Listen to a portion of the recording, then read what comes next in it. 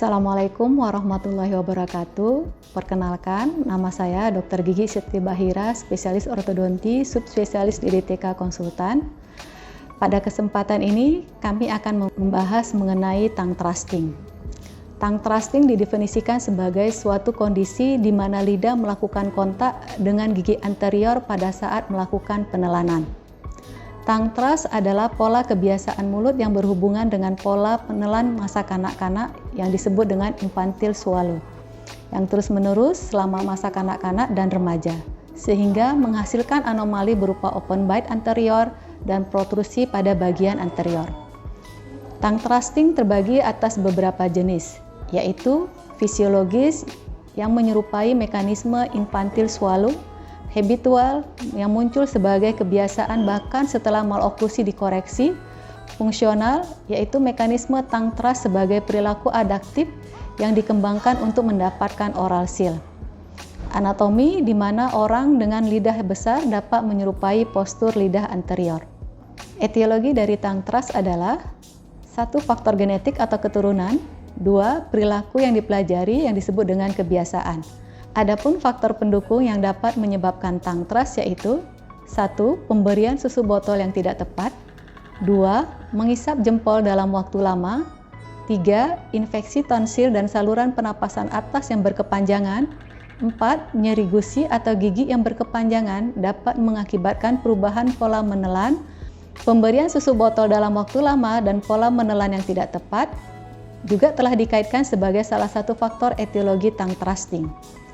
Tongue thrust seringkali terkoreksi sendiri pada usia 8 atau 9 tahun pada saat gigi permanen anterior erupsi sempurna.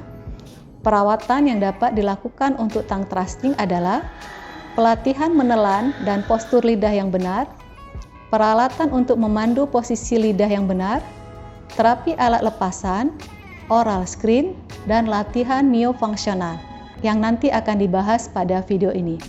Demikian pendahuluan untuk topik ini, selamat menyaksikan. Perkenalkan, nama saya adalah Dr. Gigi Muhammad Haikal. Kali ini kami akan membahas tentang tongue thrusting.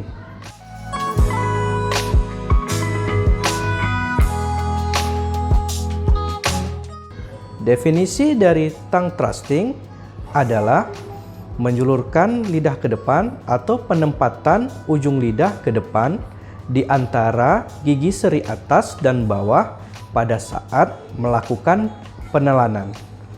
Posisi normal lidah pada usia dini saat ASI masuk ke dalam mulut, anak akan melakukan gerakan melipat lidah tepat di tengah.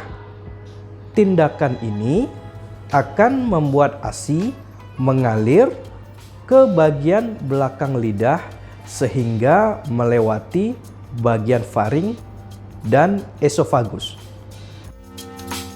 Lidah akan berposisi lebih ke depan.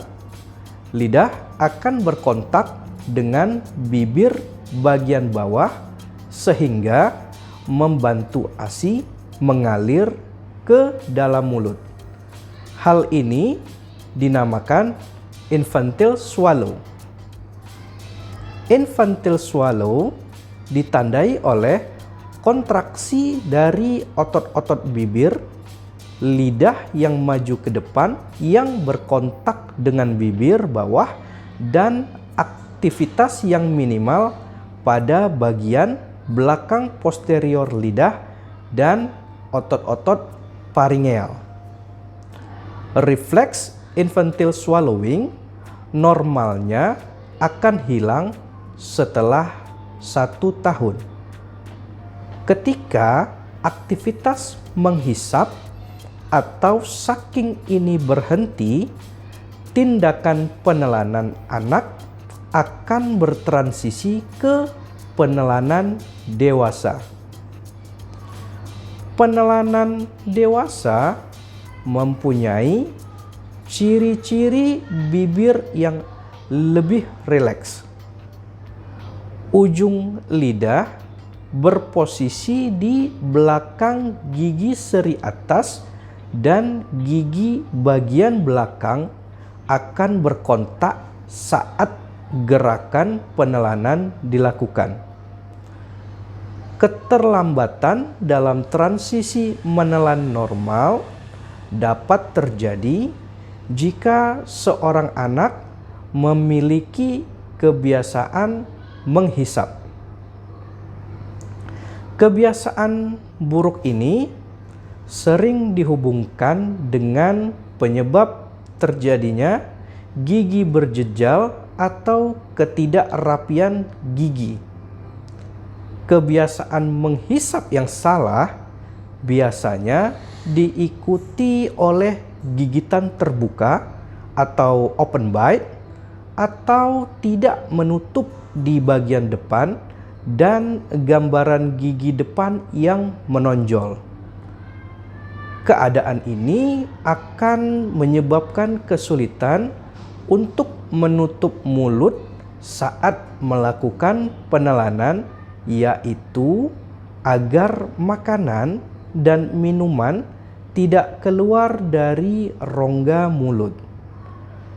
Tindakan refleks yang biasanya dilakukan adalah menempatkan lidah di antara gigi depan atas dan bawah sambil untuk menutup bibir sehingga terbentuklah sil anterior.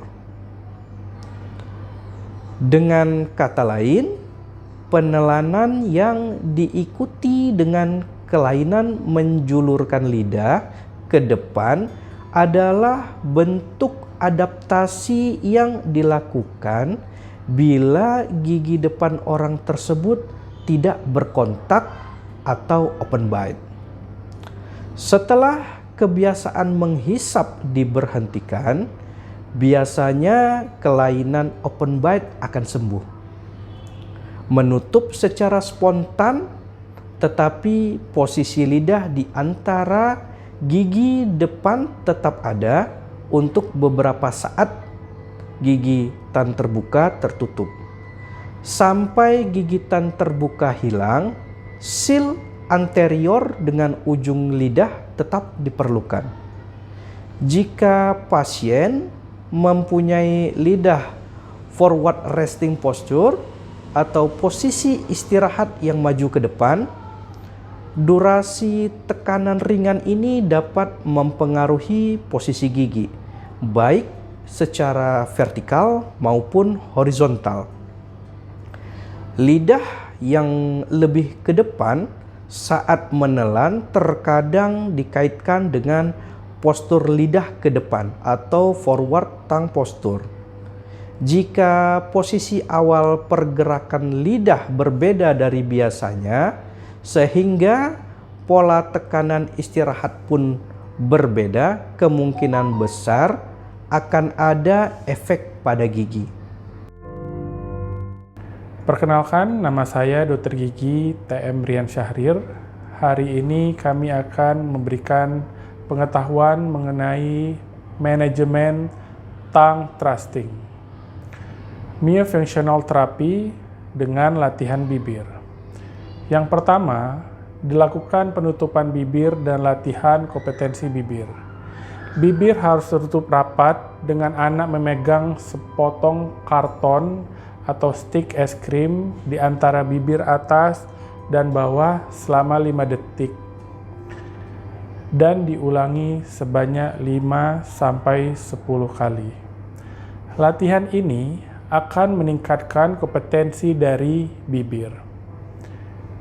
Yang kedua, latihan puffing bibir. Anak diminta untuk memenuhi udara di antara bibir dan gigi, serta mengembangkan bibir sebisa mungkin. 3. Latihan dengan balon. Anak diminta meniup balon hingga volume penuh. Dilanjutkan dengan mengeluarkan udara lagi lalu mengulanginya lagi. 4. Latihan peregangan bibir. Pasien menarik keluar bibir atas dengan gerakan ke bawah dan keluar hingga kapasitas maksimal, dan diulang 10 kali. Latihan ini meningkatkan tone bibir atas. Kelima, latihan dengan alat musik tiup. Penggunaan alat musik tiup seperti trompet menyehatkan otot-otot bibir dan membantu menutup gerak lidah pada area tertentu. Darah akan meningkat pada bagian bibir yang bersentuhan dengan alat tersebut sehingga menimbulkan efek stimulasi. Posisi lidah saat menggunakan alat musik tiup berada tinggi di langit-langit mulut dan merangsang jaringan bibir bawah sekaligus mengurangi ketegangan pada bibir atas.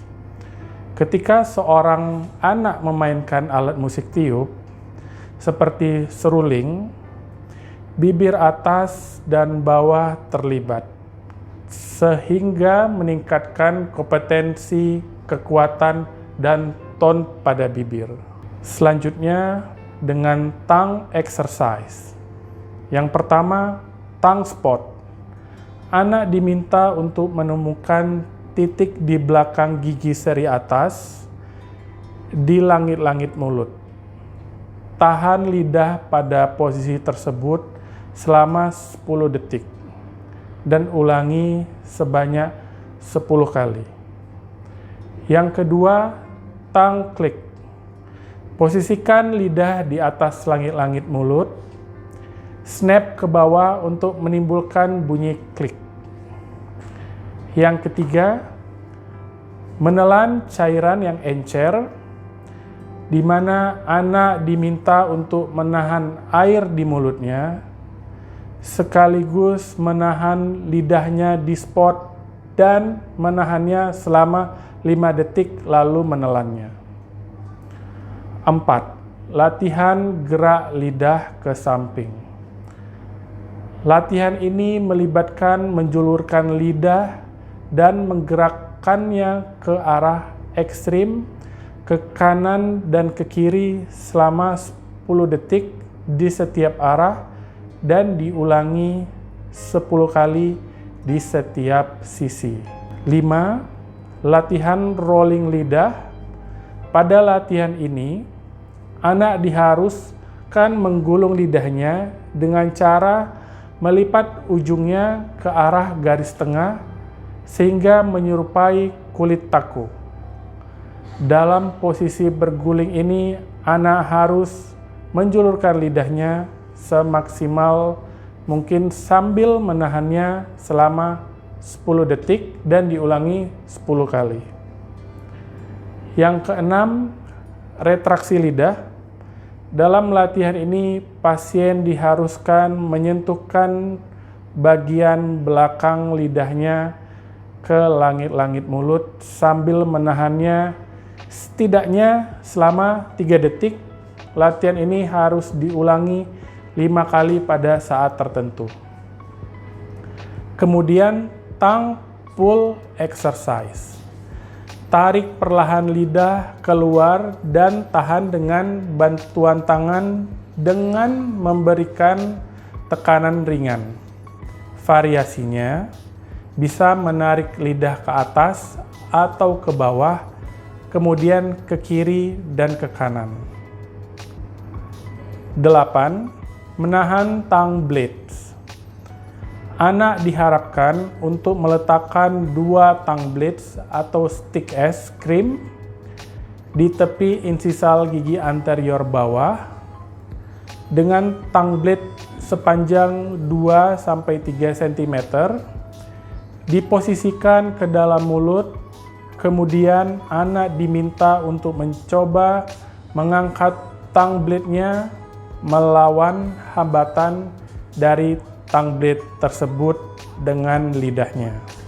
Latihan lidah lainnya. Yang pertama, vibrating toothbrush. Sikat gigi yang bergetar dapat digunakan untuk menyikat gigi. Getaran tersebut merangsang gerakan lidah dan bertindak sebagai sensorik yang kuat. Kedua, latihan menghitung gigi, di mana anak diminta menghitung gigi dengan menggunakan lidah. Hal ini dibantu dengan gerakan lidah ke segala arah. Pilihan alat myo-fungsional lepasan. Pertama, oral screen. Oral screen adalah lembaran tipis akrilik memenuhi sulcus vestibular baik secara labial maupun bukal. Berfungsi sebagai screen atau pembatas antara gigi dan otot di sekitarnya. 2. Hawley appliance with tongue clip. Kesimpulan yang dapat kita ambil ialah kebiasaan menjulurkan lidah dapat menimbulkan dampak buruk jangka panjang bagi kehidupan anak jika tidak ditangani pada waktu yang tepat. Sebagaimana benar dikatakan bahwa mencegah lebih baik daripada mengobati. Oleh karena itu, kebutuhan besar bagi orang tua untuk memahami perlunya membatasi kebiasaan mulut yang berbahaya dan juga memotivasi anak. Dokter gigi juga harus memberikan perhatian lebih untuk mendiagnosis dan memperbaiki kebiasaan mulut ini pada usia yang tepat agar meningkatkan kehidupan anak secara keseluruhan, baik dalam aspek fungsional maupun estetika. Demikian video pembelajaran ini. Terima kasih.